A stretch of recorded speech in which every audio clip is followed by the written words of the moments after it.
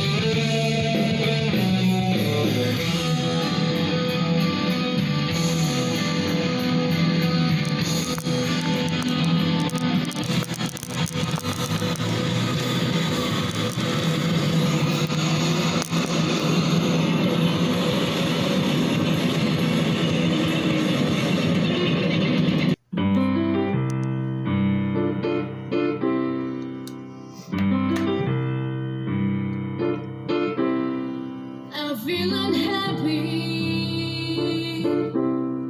I am so sad. I lost the best friend that I ever had. She's my baby. I love her so. But it's too late now. I've let her go.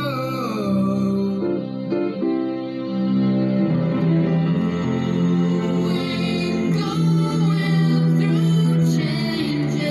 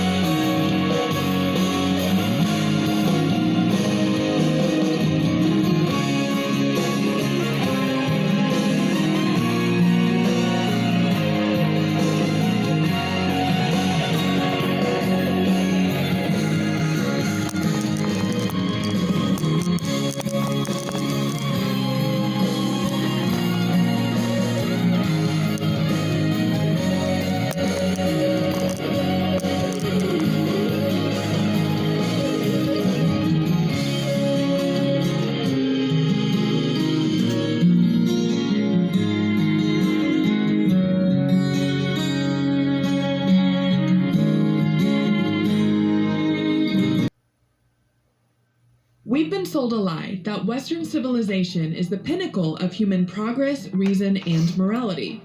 But that's propaganda talking. I spent the first 21 years of my life fully indoctrinated in Christian conservatism, which I now realize is the cultural foundation for the empire that is the United States. Deconstructing Christianity and colonization is a never-ending journey, and yes, they go hand in hand. But we all have to start somewhere, because we all have a part to play in building a better, more equitable future. And that's going to have to start with debunking the idea that we were ever the supreme civilization in the first place. Welcome back to the Casey Malone Show. My name is Casey Malone, and I'm so glad you're here. The term Western civilization gets thrown around a lot, like it's some unbroken concept of rationality, democracy, and progress. You've probably seen it in school curriculums, YouTube explainer videos, or more recently in political speeches. This tidy narrative that links ancient Greece to Rome, then to the Enlightenment, and finally to the United States, as though the moral arc of human history just naturally culminated in a Starbucks on every corner and the United States military patrolling half of the globe. But that is not history accurately. That is a narrative that is just marketing, and Western civilization is not a neutral, objective, or even positive concept. It's a kind of branding, carefully constructed to uphold a myth of cultural supremacy. Now, before we get too far into this, Western civilization has traditionally included both the United States and the majority of European countries, though now, under the current United States administration, a lot of European countries are understandably wanting to distance themselves from association with said current administration, and I totally get that. But unfortunately, for the concepts that I'm talking about in this segment, I am going to be using Western civilization to include European countries because we practiced the same colonization, is really what the point is. The narrative we're handed goes like this. Democracy was born in Athens, then went to Rome, then it was preserved through European Christendom, reborn in the Enlightenment and the Scientific Revolution, and finally reaches its full expression in modern Western democracies like the United States. That's exactly what I was taught in the evangelical fundamentalist Christian high school I attended. But this is a carefully edited and intentionally edited story that leaves out most of humanity's contributions and whitewashes the parts of history that don't fit that script, that idea. This concept of Western civilization frames history as a straight line, linear path from Plato to NATO, or the North Atlantic Treaty Organization, erasing entire cultures and peoples along the way. Not that I'm a huge fan of everything NATO does, but you get the point.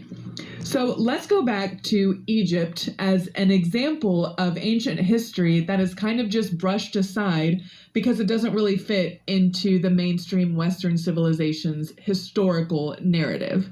Ancient Egypt much more than what it is usually painted as in most United States public education systems. We are taught that it was just like a civilization of, like there were pyramids, there were pharaohs, that's it. There, this was also the place where the ancient Israelites were slaves and that one story in the Bible. That's it.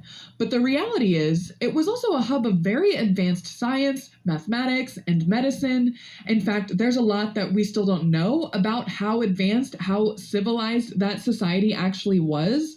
But what we do know tells us that long before the Greeks, Egyptians had developed of geometry, surgical tools, solar calendars, and in fact, many of the Greek philosophers we revere and hold up today, like Pythagoras and Plato, traveled to Egypt to study. But modern studies in Western civilization rarely mention this because of acknowledging that much of Greek thought was influenced by African civilization kind of complicates the neat little story of European intellectual superiority. And the same goes for the African empires of Mali, Songhai, and Ethiopia. These were sophisticated states with complex systems of governance, education, and trade, and these are just a few of many that I'm naming. Timbuktu, actually, often used as a metaphor for remoteness, was actually one of the most important intellectual centers in the world during the 14th and 15th centuries. It was a central trading post on the Trans-Saharan caravan route. Its libraries held tens of thousands of manuscripts on astronomy, medicine, law, and theology, many written in Arabic, some in indigenous languages. But you don't hear about Mali or Songhai when people talk about the roots of civilization, even though the study of evolution actually traces all of Africa. And all of that is because the word civilization in Western usage has always been kind of racially coded. Indigenous governance systems in the Americas were also, by the way, complex and democratic. The Haudenosaunee Confederacy, also known as the Iroquois Confederacy, operated under a more sophisticated model of federalism long before the United States Constitution was written. In fact, some of the founding fathers, including Benjamin Franklin, and I learned this specifically when researching for this segment, openly admired and borrowed ideas from indigenous political structures. But instead of crediting those systems, of course, the United States positioned Native people as savages in need of civilizing. Their knowledge systems, their contributions to political thought, their ecological wisdom, all erased. Western canon wanted nothing to do with it. And that also makes me bring up the East. Hindu, Jain, and Buddhist philosophies go back thousands of years, and they do offer deep insights into consciousness, ethics, and the nature of reality. The Upanishads contain philosophical and metaphysical discourses that rival anything written in the rest, especially the Bible. You've got to be kidding me. Buddhist logic schools developed system of debate and epistemology that mirror Western rationalism, but we weren't really taught that, were we? These traditions shaped entire civilizations, but they rarely appear in world history textbooks in the United States unless they're framed as spiritual or mystical rather than intellectual. And we all know how the West loves to promote rationalism over intuition, and that's worked out so well. Edward Said's foundational work called Orientalism, which I haven't read in full, but I know of and read a few summaries for this segment. This work makes it clear. He argues that the West only truly defined itself by inventing its opposite, aka the East. Europe constructed the Orient as exotic, irrational, and inferior, so it could see itself as rational, free, and civilized. And this binary specifically emerged from empire. By the way, empire is quite adept at manufacturing distinctions amongst people and creating divisions so that binaries can exist. So as Europe expanded through colonization, it needed a story or a narrative that justified its domination so that people could consent to this domination. And so it told one that it was the bearer of enlightenment and order in a chaotic, backward world. The myth of Western civilization still lingers today in every conversation that positions the Western world as a beacon of liberty, and everyone else is catching up. So when we talk about Western civilization, what we're really talking about is a curated version of history that selectively includes whatever makes Europe and later the United States look like the natural leaders of humanity. It's not that Greek philosophy or the Enlightenment weren't important, it's that they didn't develop in a vacuum. They weren't inevitable. They were deeply interwoven with and often directly borrowed from other cultures that were later dismissed as primitive or underdeveloped. And the worst part of this is the West didn't necessarily just ignore these other knowledge systems or cultures, it actively erased them. Colonizers have burned libraries, okay? Not just military bases, libraries, not to mention hospitals and civilians. Missionaries have intentionally and systematically destroyed temples and sacred texts. Entire languages and oral histories were wiped out in the name of civilization. This was an active intellectual colonization, and it is why colonization has such a stronghold in the minds of all of us to this day. European scholars claimed the mantle of universal knowledge while portraying the rest of the world as its raw material where it gets its inspiration, but not its actual manifestation of intellectualism. And this intellectual theft still shapes our world. It still affects all of us. It affects what's taught in schools, who gets published, whose voices seem as authoritative and whose seem as fringe or extreme. It defines the boundaries of credible philosophy and real science, and it reinforces a worldview in which Western institutions are the default, objective, neutral, advanced, while everyone else is seen as derivative, emotional, or spiritual. When people say the West is more advanced, more rational, or more civilized, they're not stating a fact, they're regurgitating propaganda. Western civilization is not a civilization. It's a story, a narrative, a brand, a story that justifies empire and cultural erasure. And it's time we stop telling it uncritically, without really questioning it. Because the real history of human progress is far more global, collaborative, and interconnected than the myth allows. And when we recognize that, we open ourselves up to a far richer understanding of who we are and who we could become. One of the most persistent lies in the myth of Western supremacy is that the West, and particularly Christianity, is somehow responsible for modern scientific advancement. We're taught that without the guiding hand of Christianity, the world would still be in the Dark Ages. But history tells a very different story. The Enlightenment and the scientific revolution, often held up as pinnacles of Western intellectual achievement, did not emerge because of the church. Let's be so fucking for real. They emerged in opposition to it. And much of the foundational knowledge that powered these so-called Western breakthroughs didn't originate in Europe at all. It was inherited, borrowed, or stolen from other civilizations, particularly the Islamic world, South Asia, and East Asia. Let's start with the tension between Christianity and early science, which is still very prominent to this day. Let's remember that the Catholic Church has never been known for nurturing scientific inquiry. It's not out of left field to recognize that it has rather spent a fuck ton of time and energy actively suppressing it. The church maintained a monopoly on knowledge for so long and punished deviation pretty fucking harshly. Scientific progress didn't flourish under Christianity. It had to fight its way through it via visionaries like Galileo and Bruno. Meanwhile, while Europe was slowly crawling out of the intellectual stranglehold of the church, the Islamic world was already thriving in what's now known as the Islamic Golden Age, spanning roughly the 8th to the 14th centuries. During this time, Muslim scholars and scientists were building libraries, translating Greek and Persian texts, and producing groundbreaking original work in every field from mathematics to medicine. The House of Wisdom in Baghdad became a renowned center of learning and innovation. It was a research institute, a translation hub, and it was almost also kind of like a think tank all rolled into one.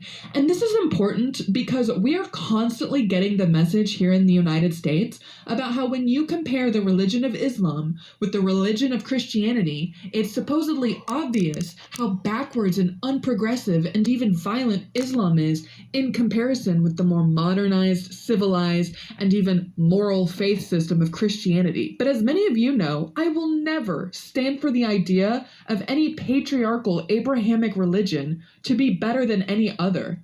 Just a few hundred years ago, the argument about which religion was more violent, oppressive, and uncivilized would easily have gone to Christianity. But then, Western empires like Britain, France, etc. started systematically using whatever iterations of Christianity suited them to further expand their colonialism and imperialism throughout the rest of the goddamn world. After they spent centuries fighting in terms about Catholicism versus Protestantism versus Anglicanism or whatever.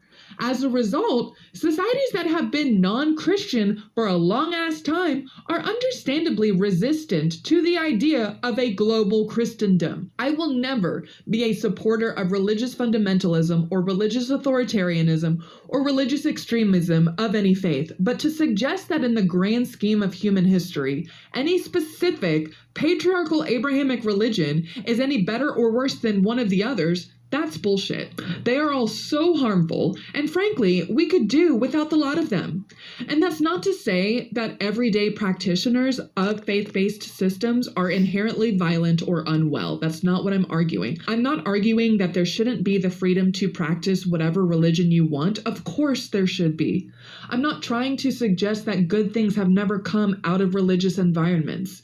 But what we're often hearing in the United States, even amongst the atheist community in which I participate, is that somehow Christianity has on the whole been less harmful as Islam and has produced more positive results for the progress of humankind.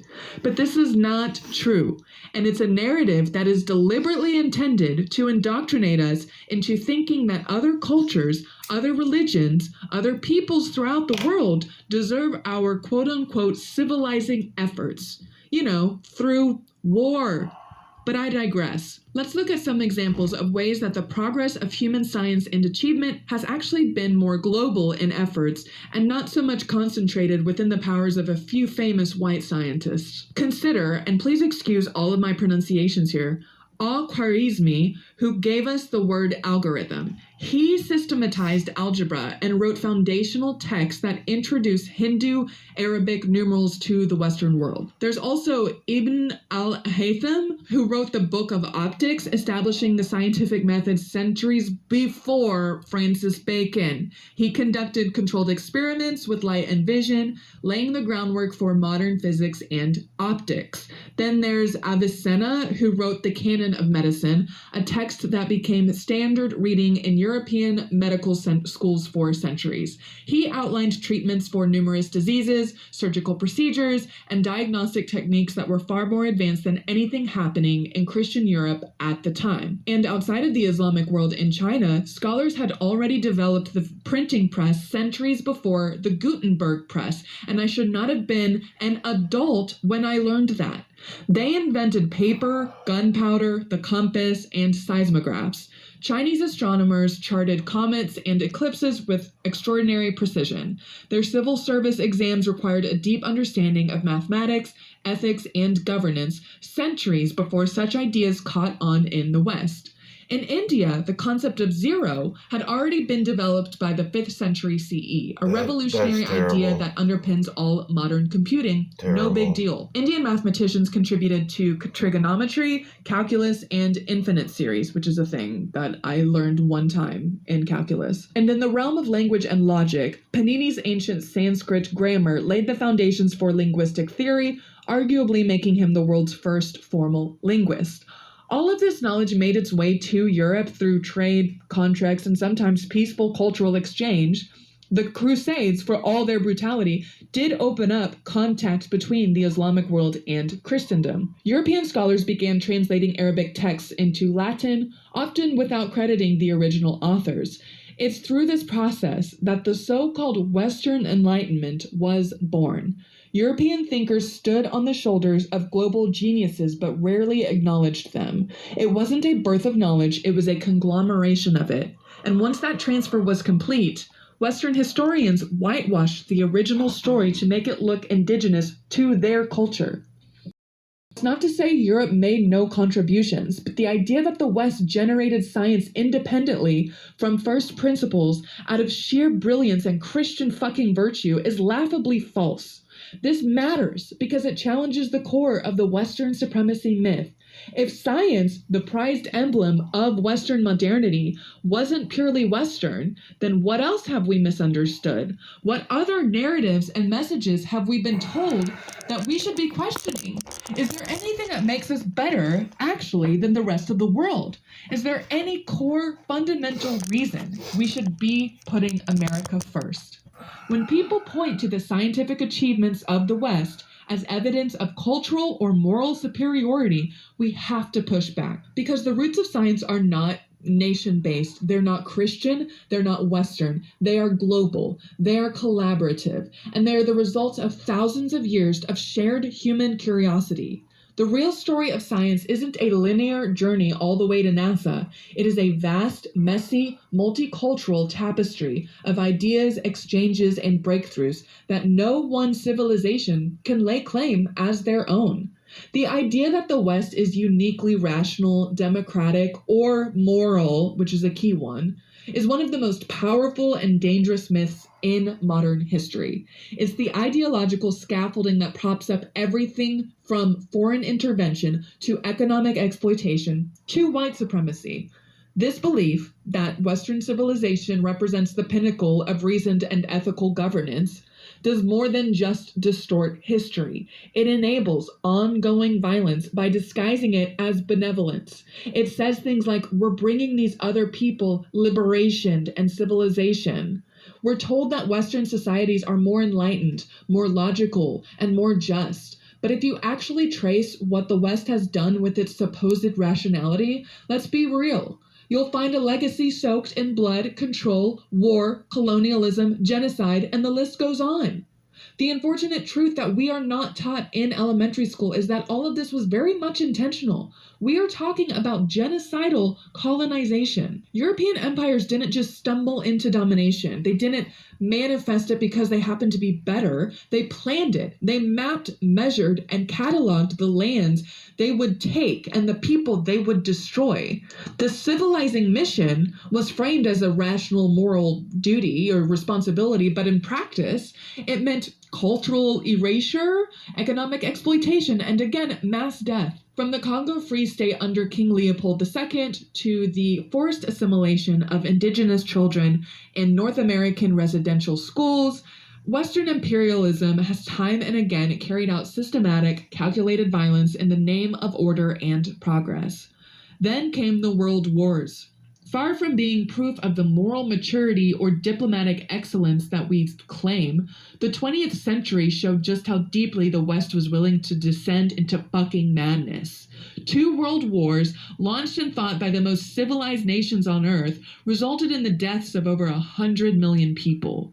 These wars weren't fought by supposedly backward societies, by the way. They were waged by the supposed centers of European power, fueled by nationalist ideologies, imperial rivalries, and economic interests. All of the things that those same nations claim Middle Eastern countries are at fault for. And it was Western science, by the way, that created the most devastating weapon in human history, the atomic bomb. The bombing of Hiroshima and Nagasaki was not a moral failing of religion, by the way. It was a rational strategic decision by a democratic government using the best minds of Western science to incinerate civilians, and then the religion of imperialism here in the United States, being Christianity, found a way to fucking justify it. Even after the dust of global war settled, the violence has never stopped. It has just evolved. Today, Western rationalism shows up as global surveillance capitalism. There's a reason for everything, right? A system like this commodifies attention, it manipulates our behavior, and it is mining human data at a scale previously unimaginable. Tech companies headquartered in Silicon Valley, hailed as beacons of innovation, have built digital empires that harvest the thoughts, movements, desires, and energy of billions of people. These systems are, guess what? Rational. They're logical, they're profitable, and they're incredibly efficient, but they are also invasive and exploitative and deeply undemocratic. In many ways, modern capitalism is where the myth of Western supremacy and its rationalism reaches its final form, at least I hope so. Seamless control disguised as convenience. And let's not forget the history of scientific racism, which is something I try to remind people of all the time. This is a direct product of Enlightenment Europe. The same period that produced talk of liberty and natural rights also gave birth to eugenics and theories of racial hierarchy. Enlightenment-era thinkers categorized people into racial types and ranked them by intelligence, morality, and capacity for civilization. These ideas were not for the fringe extremists, they were mainstream. They were taught in universities, cited in court decisions, and used to justify slavery, colonization, and segregation. And a lot of these pseudoscientific ideas have continued well into the 20th century and have quietly resurfaced today under the banner of genetics and biology. Now, I'm about as anti-establishment as a person can get, but if I had to choose any human-made institution we should be looking to for guidance, I would have hoped it would be the academic one. And yet, because we're, well, human, even that establishment has a track record of imperfection, which I think is important to recognize. This is the core contradiction at the heart of Western self-image. The same societies that claim to be champions of reasoned and human dignity have also led the world in organized mass violence, environmental destruction, systemic dehumanization, and state-funded genocides. And rather than reckon with that contradiction, the myth of Western rationalism has simply reframed the atrocities. Again, this goes back to rebranding. Everything is justified in the name of stability, security, or progress.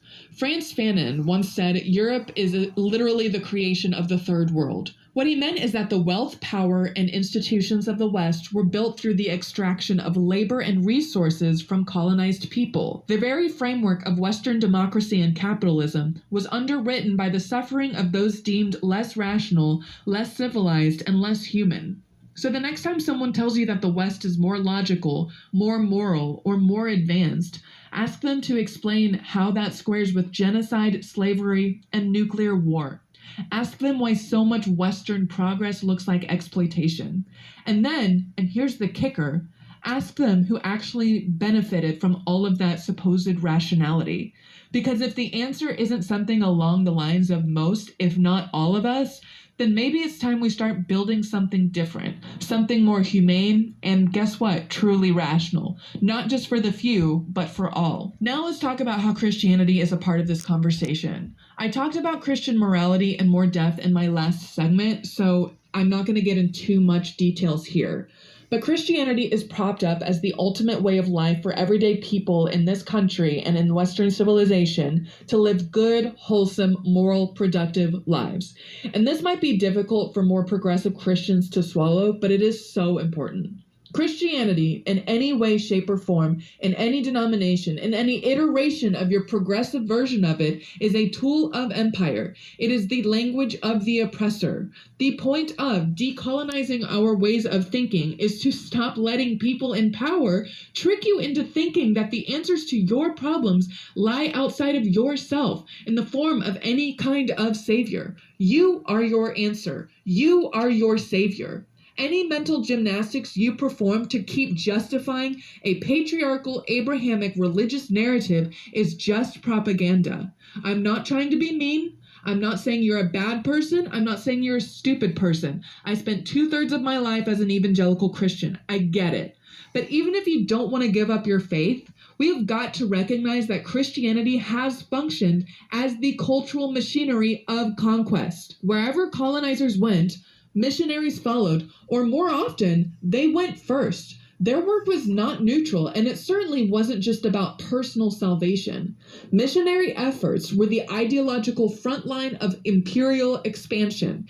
They were a means of softening resistance from indigenous peoples. They, in fact, dismantled indigenous belief systems, and they introduced the social hierarchies needed to justify and maintain European control. Christian missionaries would show up with all of their supposed loving kindness, lull indigenous peoples into a relationship of trust, so then when the military came later on, those peoples would be less likely to fight off the imperialism. And don't give me, well, that has nothing to do with Jesus. Jesus would never. You're worshiping some guy. I respect that if it's so important to you and you consider it a part of your personal spiritual transformation, even though the internal psychological processes of spiritual growth and devolution are actually you invoking the power of bringing yourself peace and blessings, not an external force. If you want to call that power Jesus Christ, I want you to have that right. I will fight for your right to call that spiritual experience whatever the fuck you want to call it. But beyond your individual experience on a systemic level, I don't think that's enough to erase the harm and violence that has been done in the name of Jesus Christ. I just don't. In Africa, Asia, and the Americas, missionary work was almost always bound with colonization. The goals of this work might have had some innocence behind it, but in large part, these efforts were social and cultural and political. Missionaries would enter a territory, study the local customs, and begin a systematic process of moral reprogramming. Indigenous cosmologies were declared pagan or demonic. Ancestor veneration, animism, and polytheism were labeled as superstitions that had to be uprooted. Spirituality, which had often been deeply intertwined with environmental stewardship and collective life, was replaced with a rigid, male-dominated theology that emphasized obedience, shame, and hierarchy. Again, if you're worshiping Jesus, you're just worshiping some guy. Christianity served and still serves as a way to enforce ideological conformity. It moralizes submission to authority. It literally preaches that you should have a servant's heart. It tells people that suffering is basically holy next to godliness, and it teaches that justice comes in the afterlife, not in this one. Does that not sound insanely convenient for the ruling class? And most insidiously, it taught us that we had to look outside of ourselves at some hero to save us. Because when we're looking at someone else to make things better for us in the here and now, we're not going to try and make things better on our own. We're not going to organize our communities. We're going to trust what our government says about our neighbor over trusting our neighbor.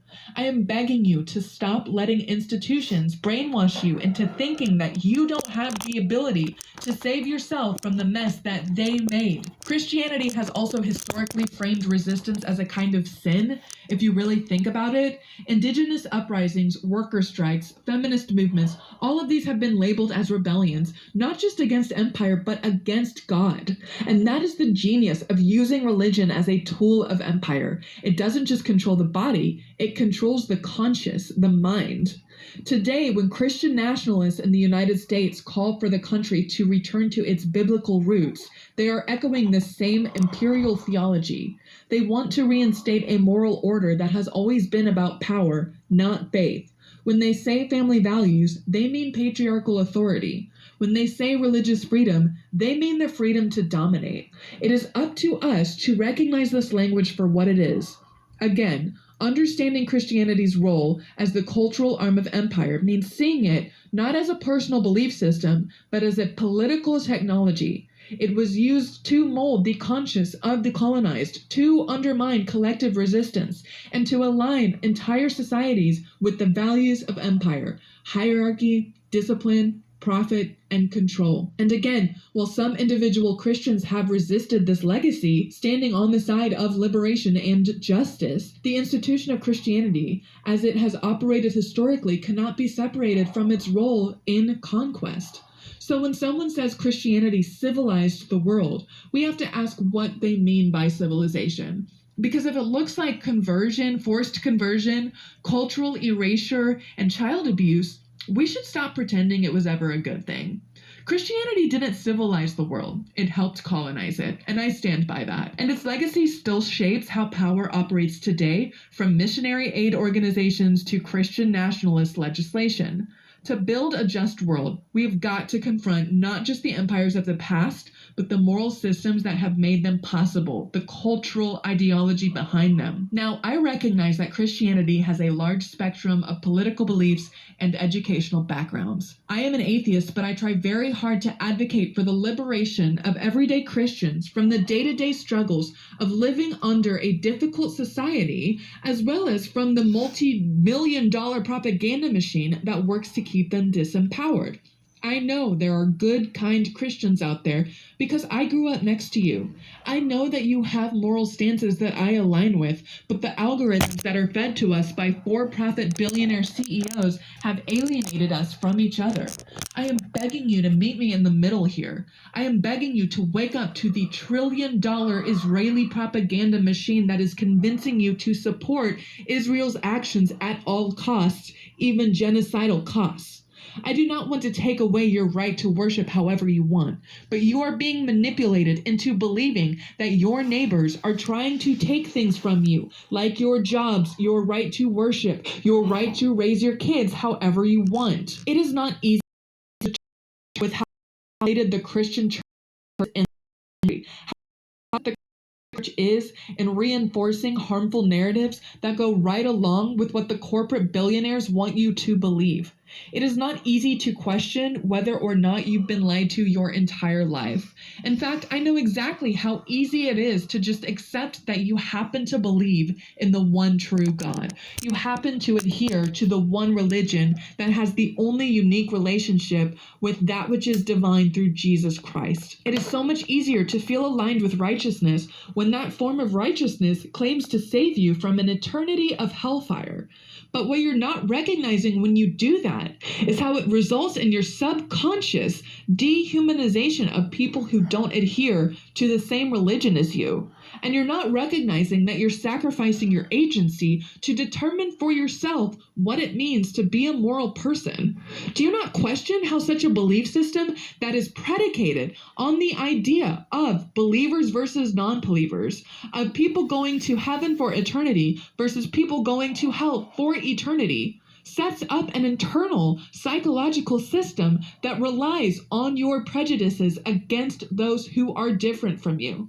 All I'm asking is for you to consider the possibility that you weren't taught the truth. People in power in this country would have you believe that you live in the greatest country in the world, but make no mistake. What they mean is you live in the most capitalist country in the world, the most militarized. It is not the land of the free when we lead the world in the number of incarcerated people. It is not the home of the brave when the population fell prey to fear-mongering and voted Donald Trump into office. It is time that we stop believing the myth that Western civilization and or the United States is somehow better than the rest of the world. The reality is, decolonizing knowledge and raising the collective consciousness is about recognizing that the world is far richer, complex, more interconnected than the and supremacy ever allowed, and it's about finally telling a story that includes all of us. I hope you enjoyed this segment outlining the violent hypocrisy of the United States just in time for July 4th, America's Independence Day. If you can't tell at this point, I'm not exactly the most patriotic person in this country.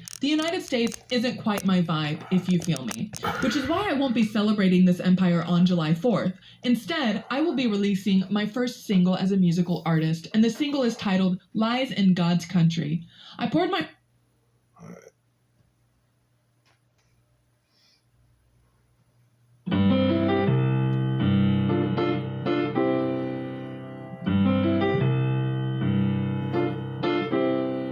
I'm feeling happy. I am so sad.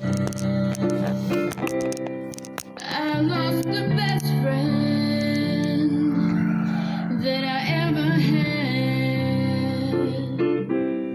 She's my baby.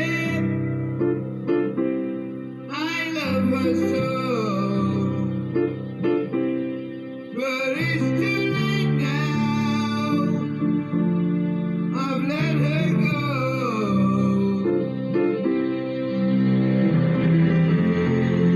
We're going